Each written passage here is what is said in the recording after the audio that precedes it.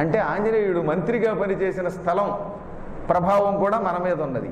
ఇప్పటికీ కూడా తీర్థయాత్రలకి వెళ్ళేటటువంటి వాళ్ళు తప్పక వెళ్ళవలసిన ఒక గొప్ప స్థలం ఉన్నది. అదే విజయనగరం. హంపి విజయనగర సామ్రాజ్యానికి 25 కిలోమీటర్ల దూరంలో పంపా సరస్సు ఉంది. అక్కడ భక్త శబరి గుహ ఉన్నది, మతంగ మహర్షి ఆశ్రమం ఉంది.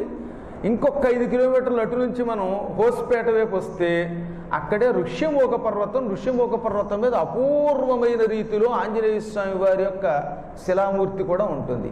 అంటే ఋష్యమూక పర్వతం, పంపా సరస్సు, శబరి గుహ, మతంగ మహర్షి ఆశ్రమం ఇవన్నీ కర్ణాటకలో అక్కడే ఉన్నాయి. మనం హోస్పేట లేక తోరణగల్లు నుంచి ప్రయాణం చేసి ఒక 25 కిలోమీటర్లు పెడితే చాలు. ఇంత చేసి కారులో పెడితే ఒక 20-25 నిమిషాల్లో పెడతాం. ఆ ప్రాంగణంలో ఒక రాత్రి నిద్ర చెయ్యాలి అని శాస్త్రం. ఒక రాత్రి నిద్రపోతే అర్ధరాత్రి 12 గంటలకి ఘుమలాడే ఒకనొక వాసన వస్తుంది. ఆ వాసన తామర పువ్వులు అంటే తామర పువ్వుల వాసన కాదు, కలువలు కాదు, సంపంగి కాదు, ఏదో విచిత్రమైన వాసన. అదే ఆధ్యాత్మిక వాసన. రామనామం అర్ధరాత్రి 12 గంటలకి అక్కడికి వచ్చి హనుమంతుడు జపిస్తాడు గనక ఆ జపం వింటున్న వాళ్ళకి ఏదో తెలియని అపూర్వమైన సువాసన వస్తుంది అని ఎప్పుడో ఆది శంకరాచార్యులు వారు చెప్పారు. అంత గొప్ప వాసన నేను స్వయంగా పీల్చాను, నాతో పాటు వచ్చిన భక్తులు కూడా అనుభూతి పొందారు.